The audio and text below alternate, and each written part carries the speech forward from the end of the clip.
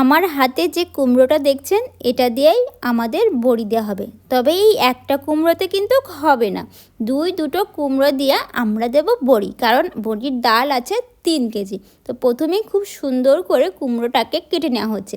ভিতরে কিন্তু অনেক বিষ আছে, তবে আম্মু বলছিল কুমড়োটা নাকি খুব নিটুট, এমন নিটুট কুমড়ো ফলন হয় বেশি। যাই হোক, মা মেয়েতে বসে এভাবে আমরা কুমড়ো কুড়া শুরু করলাম। তবে মজার বিষয় কি জানেন, এখন আমরা চামচ দিয়ে কুমড়ো কুড়লেও ছোটোবেলায় ঝিনুক দিয়ে কুমড়ো করা হতো। আমরা বিল থেকে ঝিনুক খুঁটে নিয়ে আসতাম আর সেই ঝিনুক দিয়েই আমরা কুমড়ো করতাম। অবশ্যই সেসব দিন এখন অতীত, বর্তমানে আধুনিক যুগের সঙ্গে চামচ দিয়েই কুমড়ো করা হয়। তবে এই কুমড়োর পিছনে অনেক পরিশ্রম দেওয়া হয়। কুমড়ো কুড়ে তারপরে খুব ভালোভাবে ধুতে হয়, এতটাই ভালোভাবে ধুতে হয় যাতে কুমড়োর ভিতরে কোনো টক ভাব না থাকে।